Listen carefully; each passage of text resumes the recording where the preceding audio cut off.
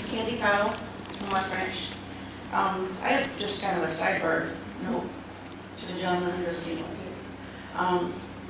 The major difference, and I think a lot of us know this, but I just like to say it out loud, the major difference in freedom of speech compared to what the teachers did was they put their title underneath their name. If they were just writing as a friend, it would be a little different of a situation. They used their title at the school to elevate their position to the judge. And that is what is really in question when we talk freedom of speech, in my opinion. If they just said, hi, my name's Candy Cottle, and here's my support of my friend, it's a totally different situation than if I said, hi, I work at West Branch Regional, and I'm such and such. It's a totally different situation. So freedom of speech is null and void, in my opinion, when they do that.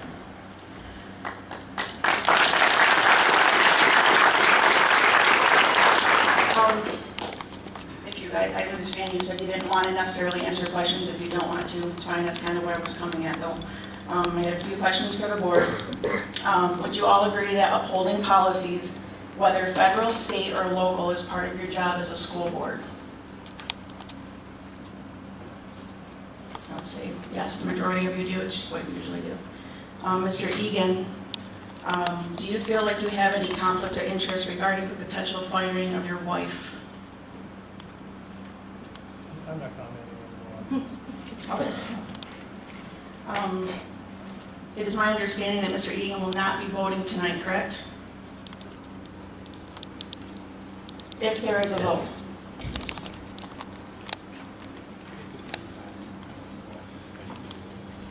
Depends on if anything is voted on. Okay. If it is voted on, he will not, it's a conflict, right? It depends what. It depends what the motion might be, whether or not there would be a conflict of interest. Okay. All right, this is for the rest of the board then. Siobhan Mills, your director of finance, informed me that Amy Egan is paid directly and solely from our general fund. Siobhan, as well as Glenda Rader from the Michigan Department of Education Office of State Aid and School Finance, both confirmed that the general fund is supplied by mostly state but federal funding as well. If even $1 of Amy Egan's paychecks are funded from anywhere federal, this conflict of interest policy applies. And this is what it says. This regards transactions involving federal awards. And my point here is that if the general fund is funded in part by federal awards, so in my opinion, this policy stands. Board members will disclose any conflict of interest, whether in fact or appearance. When a member of the board determines that the possibility of a person's interest conflict exists, he should, prior to the matter being considered, disclose this interest in a public meeting, which will be noted in the official minutes. The individual shall abstain from discussing or voting on this matter. This is in your policies. And the member with the conflict of interest is supposed to out loud publicly on official minutes disclose they have a conflict. This has not been done. We know this because Egan wanted in and the board allowed him into the last closed session to discuss the possible termination of his wife. This doesn't make any logical sense all by itself, but it also now violates a federal policy. According to this policy, he shouldn't even be able to discuss it because Amy Egan's paychecks, which are indeed made up of some federal funds, makes this particular conflict of interest policy applicable. Her paychecks represent a transaction involving federal awards, which represents financial gain into Mr. Egan's household. Therefore, it leaves him in a conflict of interest standing in federal, state, and local policies. At the last finance meeting, Mr. Kleina confirmed that if we as a district do not uphold policies given down by the powers that be from our federal government, our schools could be penalized and not granted some of the funding that we count on from them. Is the board going to adhere to policies set forth by our federal government and risk losing even more money? That's not right. Is the board going to adhere to policy or risk losing any more money? Or will you adhere to policy and require Mr. Egan to follow it and refrain from not only a vote but also a discussion in closed session involving the potential gain or loss of his wife's future paychecks into their household? Do not understand in any way, shape, or form how this is not a conflict of interest of him even discussing it. Your attorneys are here tonight. Is this true? Can somebody answer this? Because this is policies, federal, state, and local. By the board. This was raised on July 29th, and as promised, I did get a ruling from our school attorney that evening before we went into closed session. The opinion of our attorney at that time was that he could be in the closed session to discuss the matter. Okay. And so therefore, he was allowed into the closed hearing. At that Will time. he be allowed tonight into a closed session to even read what the attorney letter has to say? Unless our attorney advises differently, yes, he will be allowed in. So you're breaking policy on purpose. Well, I'm not agreeing that we're breaking policy. What I'm saying is, on the advice of our attorney, if he feels that policy will be broken, then Mr. Egan will be asked not to go into the closed session. If he feels that he needs to be in the closed session by law, then we would allow him in. Would you like a copy of this? Because it's right here out of your policy books. It's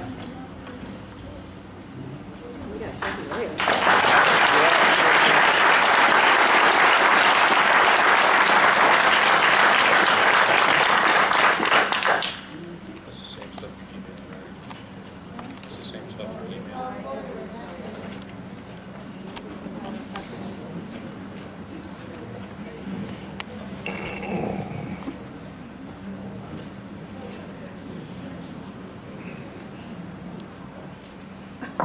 Randy Sirline, West Branch.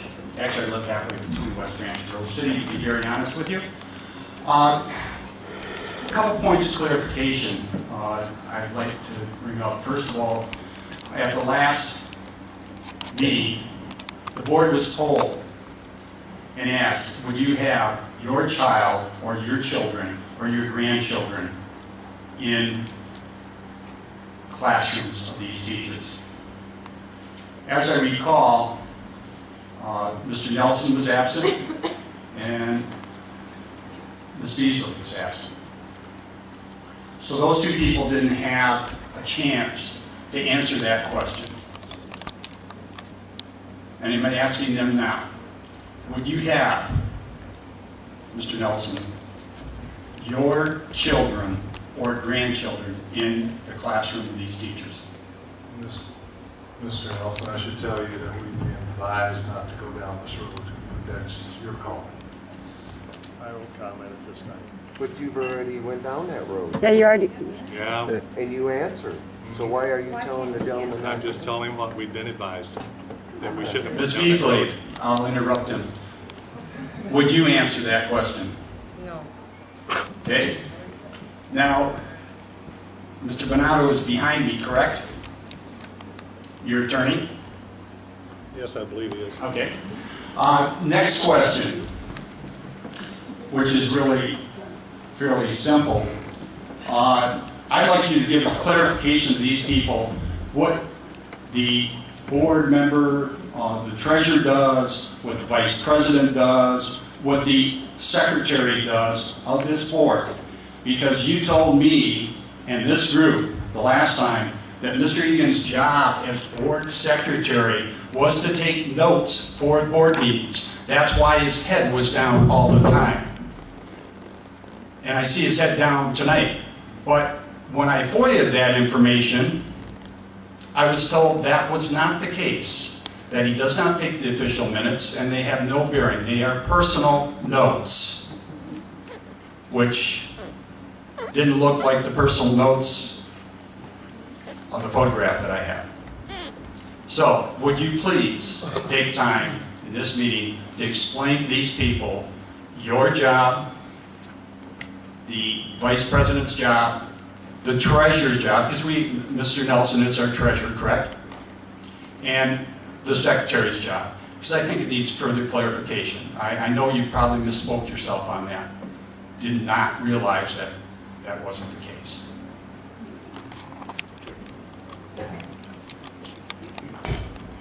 I'll say I don't misspeak myself again. I'll let them answer what they do because they probably know what they do better than I do.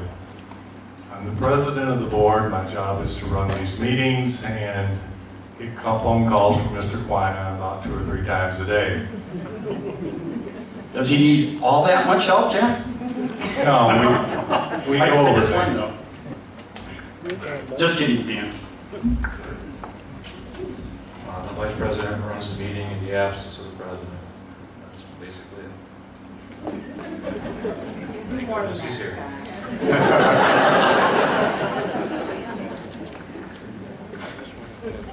I think is this one working? Yes. My job as treasurer makes me chairman of the finance committee.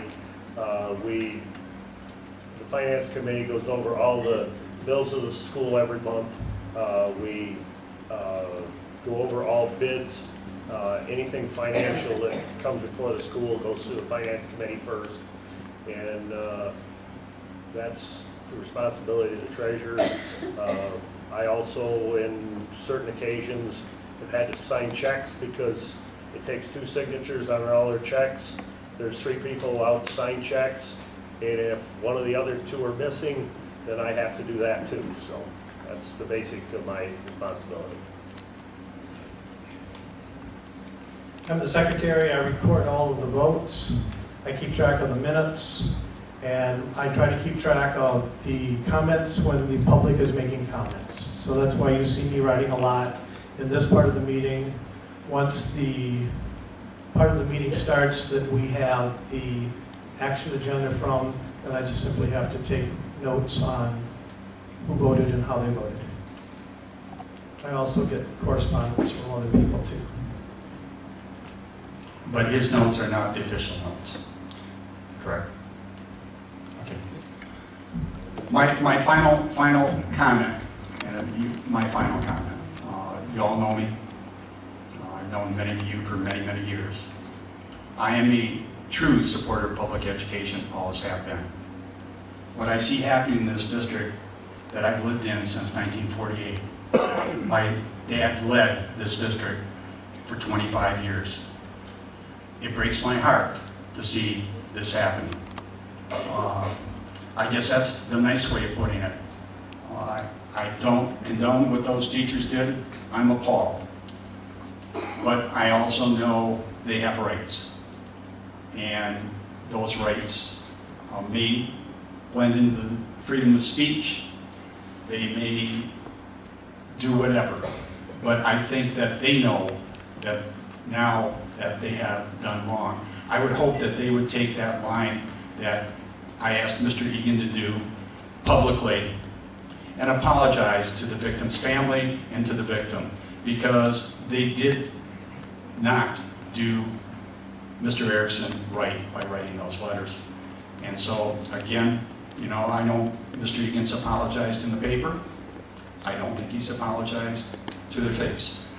You know, and what I'm going to tell you is, there have been many times, Mike, that it was much easier for me to fight than to apologize. But I've learned after years that it's much easier to make amends. Whether I still feel I'm right or wrong, I'm going to take the way out that I believe will make the issue go down a step. That would be your resignation and your apologies to the Jays and Cody.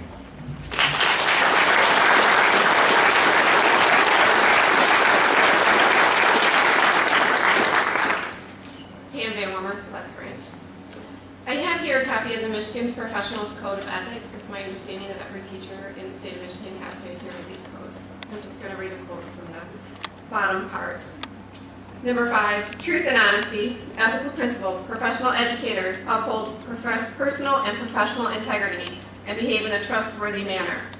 They adhere to acceptable social practices, current state law, state and national student assessment guidelines, and exercise sound professional judgment. It's my personal opinion that these teachers did none of that. They have not.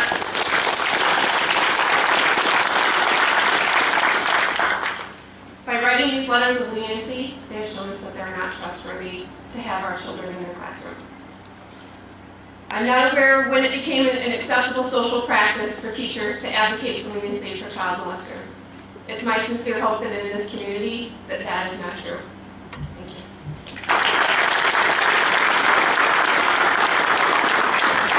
My My name's Nita Kelly. I lived in Rose City for 36 years and West Branch for 4 years. I've been involved in this community for a long time, and a lot of you know me very well.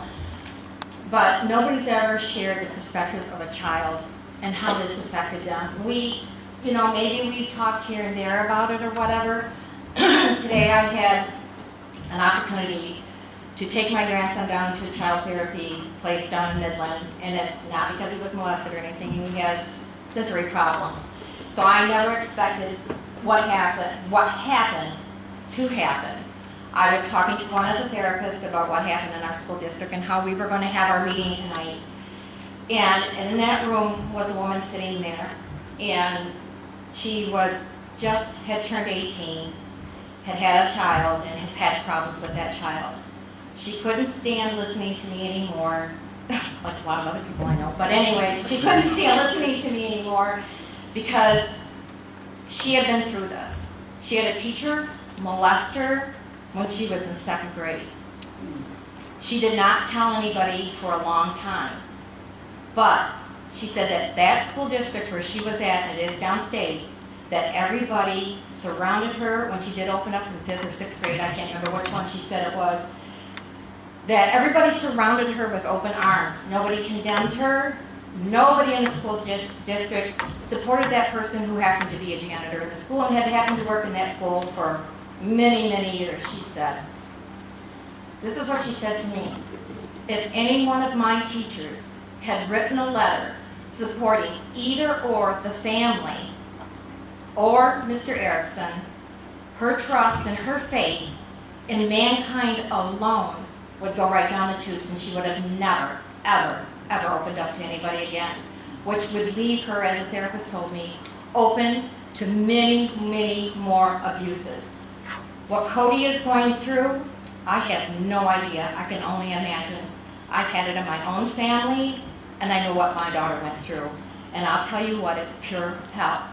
And when I told my daughter that her favorite teacher, Sandy Lee, wrote a letter, she didn't care if she was supporting Neil Erickson, if she was supporting Egan's wife, or who she was supporting. She said it doesn't matter. She broke the trust, her respect of that person who's supposed to be standing in front of the classroom and teaching children to be fair, to be open, to be understanding, not to take sides until you know the full story. And don't push your issues or your thoughts onto somebody else. This young girl was visibly upset. She said she was going to try to make it here tonight and speak, but I don't see her here. And I imagine it's pretty hard on her. But for her to say something like that to me was so upsetting. And I feel for all of you, and I know you can only do what you can do.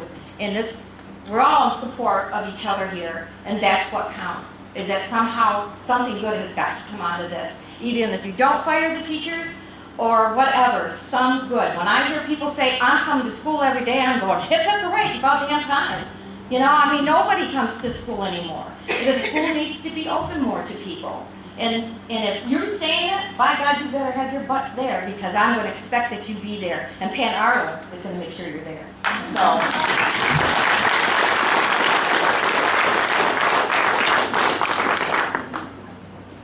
Hello, my name is Dawn Holman. I'm from Rose City School.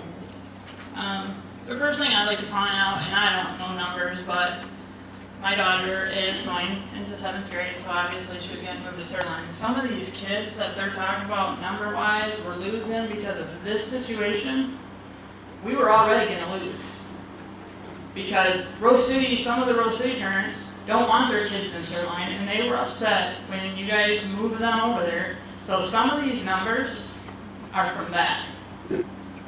There was kids that moved already at the end of last year, before school was even out. And there was numerous parents that were considering, I considered going and taking a view and going through the school myself, just to check it out, because one of our students that moved at the end of last year says how good it is and how well her son's doing over there. So I just want to make that clear. All of the numbers aren't because of this. If some of the Rose City parents would step up and actually talk, or you would talk to some of the Rose City parents that aren't here tonight, we did lose numbers for that. And I would also like to say, people keep saying, what about our kids' safety?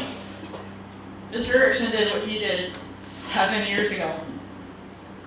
Mr. Egan, as far as I know, didn't hurt no kids in that 7 years. None of the teachers that are being mentioned, as far as I know, ever hurt any of the kids, or any of our kids' safety was never in question in them 7 years. So What about emotionally? where were all your parents if something happened Excuse me, in them let 7 her years? talk and stop asking questions. Sorry. I'll answer it. If something did happen in that 7 years, why weren't all of us here? I wasn't there meeting. We didn't know about it. We didn't know 7 years. We didn't know about it. Kimberly Ludlow again, Rose City. I would like to make this really easy. I have spoken to many of these parents. We don't know if there was children that have been hurt in these 7 years. Because what child now, or is going to, come to a district who supported a man who raped, took pictures and video of the actions? What child, you tell me, is going to be willing to speak to any of these teachers that wrote these letters?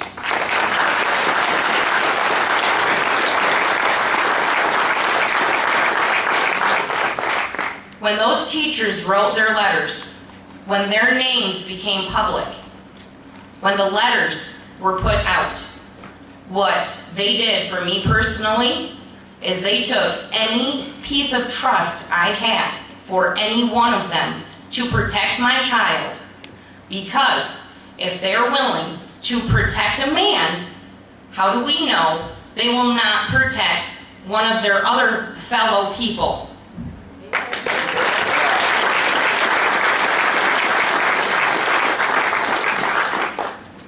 Robert Oman, Rose City. A couple things I want to point out. One, Harold had a poll, what you guys should do. I think you should look at that. And I think my wife wanted to say that too, is if you look at that, 37, I think it was 36 or 37% said don't fire the teachers with no punishment. 33% said fire the teachers, period. 26% said keep the teachers and make them take ethnic. So if you look at that, a lot of people are afraid to come in this room because they don't want their garage burned down or people that talk bad about them. Was a friend of a lot of these people, but because we speak out of our opinions, a lot of these people won't talk to us. I will say this, I do think Ms. Regan should be in that meeting. I'm on that. It's conflict of interest. But there's another name I will add to that. I don't think Scott should either. He was the assistant prosecutor on the case. Period. I think the other ones that you are more than capable, Batchelder's the attorney, Ron's a good man, Mr. Klein, Mr. Money, I don't think he should be in there. I think it is. That's my opinion. So, you know, and I will answer that. All my kids will talk to these teachers. My kids love these teachers. I think they overstep too. You guys know that my family's divided. I don't feel they should lose their job. They should have some training, and they should be on nobody gets one strike, you're out. They should get a punishment, and if something happens again, 100% you're done, you're fired. Because this happened 7 years ago. If we were talking 1 year after, because I will say this, Rose City, this ain't the first time it's happened to Rose City. Where were all you guys when the lady molested the 12-year-old and all she got was 2 years? That happened for years, guys. I know personally, it was my neighbor's son. But I didn't see none of you guys out here asking for all the teachers. Because it was swift action and we didn't have a chance to. Oh, swift action. Because this was drug out, made more thing because it was a 13-year-old? There is no difference. Yes, there is, because Read the they cover bylaws, right in bud. it. Care about the bylaws. I'm telling you my opinion. Yeah, but there is My law. son supported you guys 100%. You guys know my son. He agrees with you, but he don't agree to teachers. That's all I'm saying. There's an opinion here. Some of the kids 100% agree with what you guys are saying. They just don't want the teachers there. There's 100% of the people that agree what happened to you is wrong. But we get disrespected by you because we don't agree 100% with your decision. Was your child molested? Was he? No, my son wasn't. Was he?